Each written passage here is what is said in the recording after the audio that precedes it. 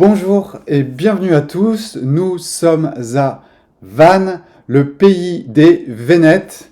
Derrière moi, tout simplement l'église Saint-Paterne, qui était le premier évêque. Paterne était le premier évêque de Vannes. Voilà pour un petit peu d'histoire. Mais il y en a encore un petit peu plus. Nous sommes aujourd'hui un groupe d'à peu près une douzaine de personnes qui participons à cette chaîne YouTube et on s'est retrouvés à Vannes pour se rencontrer et discuter un petit peu du Brésil, de la France.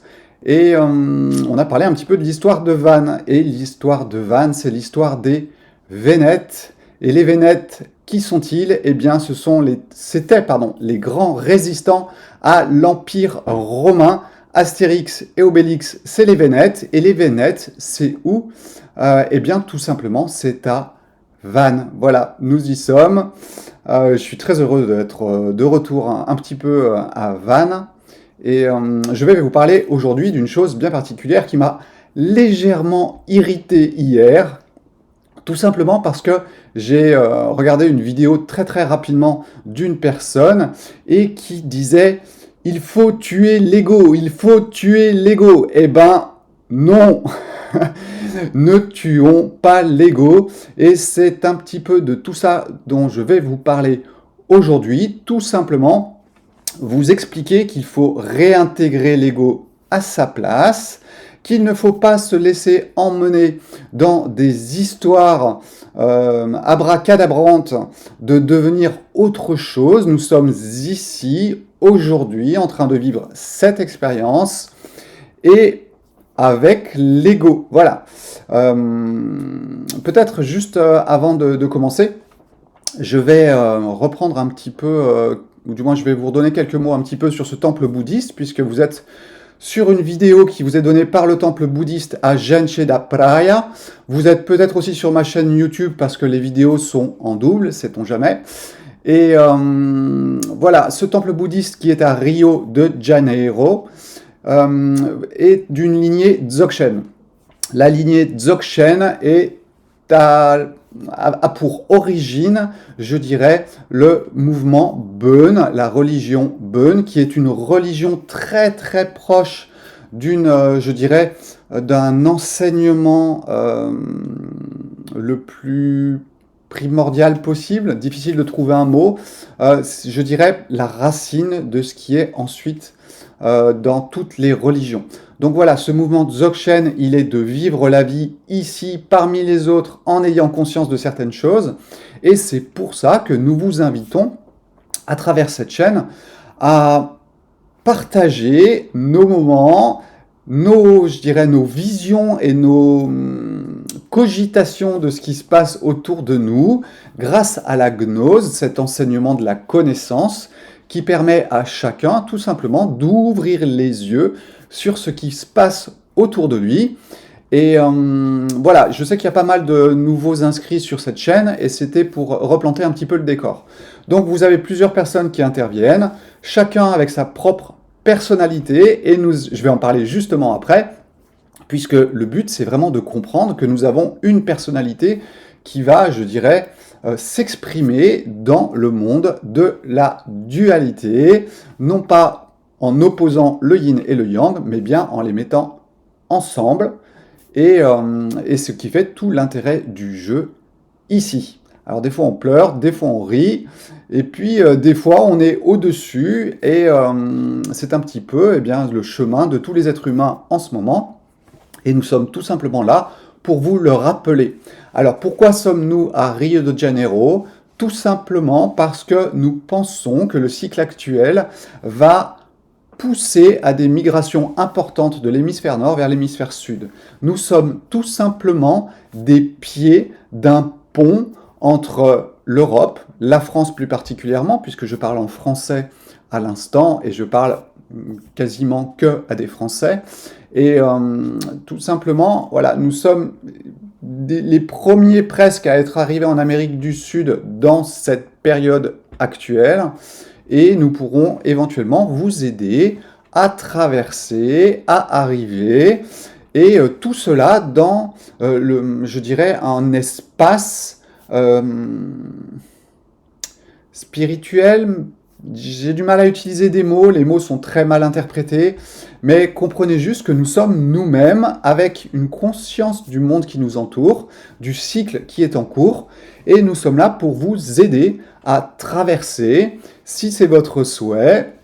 Il n'y a pas un meilleur chemin qu'un autre, nous partageons notre chemin, nous ne disons surtout pas que c'est le meilleur, mais voilà, nous sommes là pour le partager, nous sommes des enseignants, nous sommes des partageants, et partageant de quoi? Eh bien, de notre expérience du monde que nous avons vu à travers notre ego, c'est-à-dire avec nos couleurs, et c'est un petit peu de tout ça dont je vais vous parler. Alors, commençons. Si vous regardez bien un petit peu tout ce qui se passe aujourd'hui, que ce soit dans le New Age, que ce soit au niveau des traditions, des religions, du bouddhisme ou d'autres, eh bien, nous vivons dans un monde qui s'est inversé. C'est-à-dire qu'en fait, on vous fait miroiter des choses en vous mettant dans des situations qui sont compliquées. Ce qui veut dire que, en toute logique, vous allez basculer vers ce qu'on vous propose. Et ce qu'on vous propose, c'est de vous sauver. Et malheureusement, c'est pas vraiment un sauvetage, mais plutôt un abattage. C'est-à-dire que là où on va vous proposer de la spiritualité, eh bien, ça va vous enfermer encore plus dans la matérialité. Là où on va vous proposer de la connaissance, c'est-à-dire la science, eh bien, ça va vous enfermer encore un petit peu plus dans la matérialité. Et je dirais que nous, de notre côté, nous essayons de faire totalement l'inverse. Alors, pas forcément en réaction, mais tout simplement parce que spontanément, dans nos vies, nous sommes allés vers ça, vers quelque chose d'un petit peu différent. Et bien sûr, nous sommes à contre-courant depuis que nous sommes nés. Parce que moi, ça fait déjà très longtemps que je le sens, et je pense qu'il en est de même pour ceux qui interviennent sur cette chaîne, dans le sens où, eh bien, dès le départ, il y avait quelque chose en nous qui nous faisait tiquer par rapport à ce qu'il se passait autour de nous. Donc toute cette connaissance que nous partageons avec vous aujourd'hui, que ce soit moi pour le taoïsme, Nicolas un peu plus pour l'hindouisme, Pascal pour le bouddhisme, voire d'autres religions, comme effectivement l'islam ou bien le catholicisme, eh bien tout ça c'est notre partage d'expérience avec nos connaissances et surtout en essayant de ne pas se perdre dans ces connaissances, dans le sens où elles ne sont qu'un support pour embrasser le monde dans sa grande, je dirais, largeur. Et c'est un petit peu le principe de ce temple bouddhiste à Genche da Praia, qui aujourd'hui se concentre encore vers la France, mais prend des tournures, bien sûr, vers le Brésil aussi. Mon parler brésilien s'améliore, donc je vais pouvoir communiquer de plus en plus avec les Brésiliens, je le fais déjà, mais je veux dire à titre spontané et dans la rue, et pas encore totalement, je dirais, dans des partages d'enseignements. Ça va arriver très vite, sûrement l'année prochaine à mon avis. Et puis voilà, vous avez aussi Pascal qui intervient sur la chaîne, hein, il est là depuis longtemps au Brésil, et lui est capable de partager tout ça en brésilien, même s'il est encore beaucoup tourné du côté de la France. Mais voilà, nous avons mis les pieds sur les territoires indigènes et c'est un petit peu ce qui est en train de se passer. Nous rentrons les deux pieds dans le Brésil en ce moment et nous le faisons grâce à quoi? Eh bien grâce à notre ego. Ne croyez pas tout ce qu'on vous raconte, tous ceux qui vous diront que c'est la faute de l'ego, il faut le supprimer, il faut le juguler, il faut l'enfermer, il faut le faire disparaître avec des drogues. Voilà, tout ça ne sont que de grandes bêtises, de grandes âneries et de grands mensonges pour que nous désignions tout simplement le bourreau. Alors je vous rappelle le triangle de Karpman, le bourreau, la victime, le sauveur. Le sauveur, c'est ceux qui sont là-haut en train d'essayer de diriger comme des grands frères le reste de la population parce qu'ils se sentent, je dirais, investis d'une haute mission, voilà. Et vous êtes que les andouilles en dessous, où nous sommes, puisque moi aussi j'en suis victime, hein, pardon, c'est pas vous, hein, c'est nous sommes les victimes de tout cela. Et voilà, et nous avons peur de notre Ego, voilà. Alors l'ego, il le désigne comme tout ce qui peut être sale, pas beau, moche, la guerre, la pédophilie et plein d'autres choses. Donc voilà, tout ça, c'est l'ego et c'est l'homme à abattre. Mais non, l'ego n'est pas à abattre. L'ego est votre ami. Il est votre, je dirais, interface pour expérimenter la vie ici sur Terre. Je vous rappelle, hein, dans les traditions, vous avez plusieurs niveaux. Vous avez ce qu'on appelle la grande triade, c'est-à-dire l'homme et tout ce que la nature a produit. Au-dessus de lui, le ciel et tout ce qui va être, je dirais, beaucoup plus subtil. Et en dessous de moi, la terre. Et puis encore en dessous, tout ce qui est un peu plus sombre et un petit peu plus noir et un peu moins en vie. Et voilà, c'est le monde dans lequel nous vivons. Et vous avez votre esprit, votre âme, votre corps, qui ne sont que des interfaces par rapport à ce qui est au-dessus et dont nous ne sommes qu'une petite partie en train d'expérimenter une vie dans la dualité, le yin, le yang mis ensemble. Ce geste n'est vraiment pas un geste qui est fait par hasard. C'est tout simplement le yin et le yang réunis en un. Et ça, c'est vraiment ce qu'il faut que vous compreniez quand on fait ce geste-là, et du moins je l'ai vraiment intégré il n'y a pas forcément si longtemps que ça. C'était pas forcément un geste que je faisais beaucoup. Par contre, je l'utilisais beaucoup en émoticône dans mes textos. Mais maintenant, j'ai vraiment compris exactement ce qu'il était. Et il est tout simplement l'unité du yin et du yang ramenés ensemble. Et ce que j'essaye d'exprimer, alors là, ça n'engage que moi, parce que j'entre dans ma compréhension du bouddhisme, avec mes couleurs, avec ma façon à moi de le penser. Peut-être que vous ne serez pas d'accord, mais c'est pas grave. Si vous collez, ça tombe bien. Si vous collez pas, appuyez sur stop et changez de vidéo. Donc ce que je pense, moi, personnellement, c'est tout simplement que la nature Bouddha et la nature de l'ego ne sont que les deux faces d'une même pièce qui vous permet de jouer le jeu de la vie. Alors votre ego, c'est quoi? Eh bien, c'est tout simplement votre programmation pour pouvoir jouer. L'espace qui nous entoure est une grande matrice, c'est une partie de la vérité de tout ce qui peut être raconté dans les films et dans tout ça, c'est que tout simplement, effectivement, nous vivons dans un système qui a été programmé. Alors, programmé par qui, etc., je vous laisse le libre arbitre de choisir vers quelle tendance vous voulez aller, mais peu importe, moi ce que je vois, c'est qu'il y a effectivement deux forces qui animent toutes les choses, l'expansion, la contraction, la destruction et la construction. Je ne vais pas vous faire un cours de taoïsme, ça viendra plus tard, et sinon je vous invite à regarder les vidéos que j'ai fait un petit peu sur le monde physique et le taoïsme.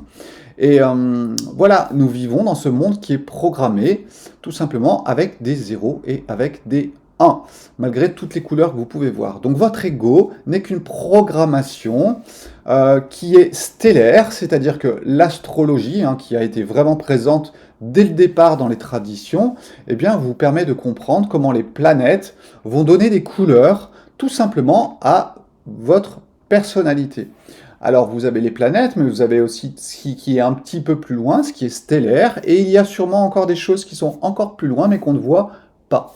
Donc tout ce qu'on peut voir, ce sont les astres, ce sont les étoiles, et c'est ce qui nous permet au moins d'avoir notre programmation le plus près, je dirais, de la matière. Alors vous avez l'astrologie. Choisissez plutôt une astrologie traditionnelle qui va être une astrologie sidérale et non pas une astrologie tropicale qui est une astrologie, à mon avis, de société et de civilisation qui, je dirais, vous donne qu'une partie de la vérité. Donc essayez de vous rapprocher d'une astrologie sidérale et ensuite, moi j'utilise l'astrologie, je m'y suis intéressé, mais j'avoue que j'avais décroché quand j'ai compris qu'il y avait deux astrologies. Mais quelques années plus tard, je me suis fait rattraper par ce qu'on appelle le design humain, qui intègre bien sûr l'astrologie, mais qui va intégrer aussi, je dirais, mes champs mémoriels de l'Est et donc du Japon et de la Chine, et donc du Yiking. Le Yiking, c'est 64 façons de vivre la vie, qui vont prendre les couleurs des planètes et qui vont vous donner des possibilités de vie dans ce monde, aussi bien en destruction qu'en construction. D'ailleurs, je vous ferai bientôt une vidéo sur votre nature Bouddha, version Dark Vador, parce que oui, votre nature Bouddha, elle peut aussi se diviser en deux parties, une partie constructive ou une partie destructive. Ce sera la prochaine vidéo que je vous ferai dans quelques jours. Donc voilà, cette notion de l'ego qui est construit et qui est programmé, il faut vraiment l'intégrer. Vous avez même deux parties. Ce qu'il faut comprendre, excusez-moi, je reviens sur un truc important. Ce qu'il faut comprendre, c'est qu'à chaque fois que vous allez dans une branche, il y a toujours deux possibilités qui suivent derrière. C'est-à-dire que votre ego, il a deux possibilités, construction ou destruction. Votre nature Bouddha, elle a aussi deux possibilités, construction ou destruction. Même si dans la tradition bouddhiste, on a tendance, surtout aujourd'hui pour vous enfermer un petit peu plus, à vous parler qu'une nature Bouddha, je dirais, de construction. Mais je reviendrai à cela juste après, quand j'en aurai fini de l'ego. Donc cet ego, eh bien, il peut être constructif ou destructif. Il n'est ni bien ni mal, ou si vous voulez appeler ça le bien et le mal, allez-y si vous voulez. Pour moi, ce ne sont que des mots et il n'y a pas d'émotion derrière. Par contre, prenez conscience que vous, peut-être, il y a des émotions derrière le bien et le mal. Donc ils existent et chacun, en fonction de son état de conscience, va y voir, ou du moins ça va pousser aux émotions ou pas, et ça dépendra de où vous en êtes par rapport à ce que l'on appelle, l'éveil, qui est une vision la plus large et grande du monde qui vous entoure. Quand vous êtes en haut de la pyramide, vous êtes près de Dieu, vous êtes près de cet œil qui regarde tout ce qui est en dessous, et pour moi, c'est la position, ou du moins, c'est une des positions de l'éveil. Donc, cet ego, il a le droit d'exister, il a le droit d'être constructif, il a le droit d'être destructif. Le plus important n'est pas de le supprimer, le plus important est de l'intégrer et d'en faire votre ami. Et si vous voulez le supprimer, réfléchissez 2 secondes. Qui veut supprimer? Votre ego. Donc en fait, c'est lui-même qui veut s'auto-censurer. Alors là, vous devez bien vous rendre compte qu'il n'y a aucune porte de sortie à ce genre de réflexion. Votre ego qui veut se supprimer, c'est une vaste blague. Voilà, tout simplement. Votre ego ne peut pas se supprimer et s'il essaye, eh bien tout simplement, il ne va faire qu'augmenter, je dirais, son pôle de l'ego, de la matière, et c'est comme ça que vous allez vous enfermer dans la matière et qu'il sera très difficile après votre mort, d'en sortir. C'est exactement ce que prône un petit peu le bouddhisme dans sa racine, c'est de penser à ce qui va être après la vie, et non pas ce qui se passe aujourd'hui. Donc ce qui se passe aujourd'hui aura une influence quand même sur ce qui sera de votre après. Donc, bon, je sais pas, j'en suis pas revenu, donc moi, là, sur ce coup-là, je parle pas de ce que j'ai vécu, je parle vraiment de ce qui me semble juste, et je peux être aussi dans l'erreur, et ne vous donner qu'une partie de la vérité, mais c'était ce dont j'avais envie de vous parler aujourd'hui, en sachant pertinemment que je n'ai qu'une partie de la vérité. Donc voilà, votre ego, il a le droit d'exister, il a été programmé d'une certaine façon pour vivre votre expérience. Ne cherchez surtout pas à le supprimer, c'est la plus grande erreur que vous puissiez faire. Par contre, ce que vous pouvez faire, c'est d'essayer d'augmenter la présence de votre nature Bouddha. Votre nature Bouddha, c'est un petit peu l'autre face de l'ego, c'est le côté subtil. Ce côté subtil, eh bien tout simplement, il peut avoir une vision claire de la vie. Donc dès que vous augmentez votre, je dirais, largeur d'esprit, eh bien tout simplement, c'est votre nature Bouddha qui rentre petit à petit aussi en vous et qui va vous permettre d'avoir plus de clarté sur ce qui se passe. Mais pas que. Dans les cours de bouddhisme que l'on vous donne, eh bien, nous vous expliquons aussi que cela va vous donner la confiance. Quand la confiance s'installe, la confiance non pas en votre petit ego qui sait bien jouer au foot, mais la confiance en la vie, de comprendre les mécanismes de la vie, eh bien là, c'est encore votre nature Bouddha qui s'installe à l'intérieur de vous. La nature Bouddha et l'ego, c'est un mariage du yin et du yang pour ne faire qu'un. Et pas pour ne faire qu'un, ce n'est qu'une seule chose. C'est votre ego qui vous pousse à vous séparer, ou votre nature Bouddha Dark Vador qui essaye aussi de vous manipuler et de vous faire croire à des choses qui ne sont pas la vérité. Donc cette nature Bouddha, c'est la clarté, c'est la confiance, c'est aussi l'omniprésence, c'est-à-dire que vous pouvez vous projeter dans une chose et sentir la chose sans toutes les images que vous pouvez avoir de vos champs mémoriels, qu'ils soient de cette vie ou d'une autre. Vous rentrez à l'intérieur d'une chose et vous en avez la conscience totale sans être bloqué dans des couloirs. Mais l'omniprésence, c'est aussi la possibilité du voyage dans le temps. Vous pouvez aller dans le passé, vous pouvez aller dans le futur, et puis en trouver des informations qui vous aident dans votre présent, et tout ça se mélange dans une danse la plus belle possible entre l'ego, votre nature Bouddha, et toutes les possibilités de l'un et de l'autre. C'est un mariage. Voilà, c'est tout cela qu'il faut comprendre et non pas essayer de guillotiner l'ego. Votre nature Bouddha, c'est aussi l'omniprésence, la clarté, que je me souvienne, la clarté, et puis nous avons encore... Oui, l'équanimité. L'équanimité, c'est quoi? L'équanimité, c'est tout simplement le fait de rester tranquille par rapport à quelque chose, avoir quand même un minimum d'émotion, votre nature d'ego est encore présente, mais vous ne partez pas dans les extrêmes de l'ego, c'est-à-dire que vous restez dans la voie du milieu, c'est la nature normalement de la voie du bouddhisme, qui est la voie du milieu, et la voie du milieu entre l'ego et votre nature Bouddha, tout simplement.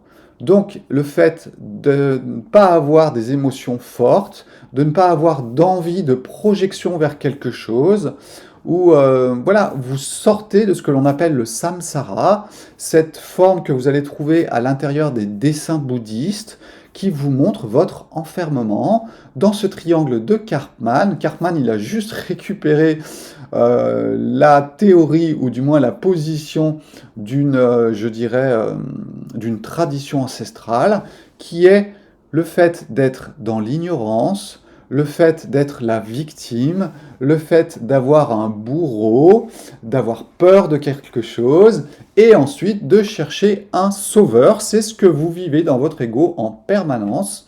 Et il y en a même qui le vivent dans leur nature Bouddha, Dark Vador, puisqu'en fait, ils ont accès à l'omniprésence, ils ont accès à la clarté, sauf qu'ils décident de l'utiliser en sens destructif. C'est ce que je vous expliquerai dans une autre vidéo où on va bien rigoler avec Star Wars.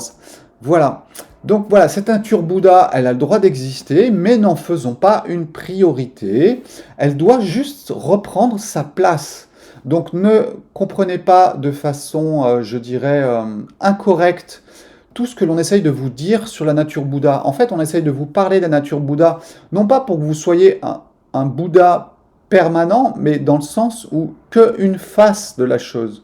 Le grand Bouddha, c'est d'intégrer tout ça, que tout ça soit remis ensemble pour ne faire qu'un et vivre votre vie en tant que bouddhiste Dzogchen, c'est-à-dire que tout simplement, vous vivez, vous expérimentez la vie avec votre nature d'ego, avec votre nature Bouddha qui est présente, qui est là, qui vous permet de communiquer avec beaucoup de choses, qui permet la communication entre le yin et le yang dans cette unité. Et petit à petit, l'éveil éventuellement peut arriver, qui vous permettra de toucher encore à une dimension un peu plus large de la vie, et je dirais plus tranquille, et ma foi, c'est plutôt agréable. Voilà, j'avais tout cela à vous dire aujourd'hui, j'espère que j'ai pas été trop long, j'ai répété souvent les mêmes choses, c'est peut-être pour que ça rentre bien dans votre tête, pour que vous ne soyez plus manipulable par, je dirais, votre ego, et je dirais qu'il vous permette plus de jouer dans la vie et non pas d'essayer de la fuir. Voilà, fuyez le New Age, fuyez les nouvelles religions parce qu'elles sont sous les couleurs stellaires du moment qui sont de vous pousser vers la matière. Et si vous devez être poussé vers la matière, eh ben, tant pis, allez-y. Et avec un petit peu de foi, beaucoup de foi sûrement, eh bien, quelque chose se passera à un moment ou à un autre, et vous pourrez rejoindre d'autres cieux, ce qui vous permettra d'avoir une après-vie peut-être plus tranquille. Voilà, mais concentrons-nous sur maintenant, ici, aujourd'hui, et non pas sur la 15e dimension, ou bien sur le paradis, ou bien sur le nirvana. Voilà, c'est tout ce que j'avais à vous dire aujourd'hui. C'était la messe du dimanche matin, pendant que mes collègues sont effectivement à la messe en latin dans l'église, pardon, de ce côté de Saint-Paterne. Eh bien, je vais aller les rejoindre pour un petit apéro champêtre à Conlo, pour ceux qui connaissent Vannes. Et ensuite, un petit repas à la Guinguette, un petit restaurant sympa au bord de l'eau. Voilà, ciao ciao, passez un excellent dimanche, passez une bonne semaine, et puis à bientôt, ici ou là, et sûrement à Vannes encore pendant quelques temps jusqu'au 7 novembre. Ciao ciao, bye bye.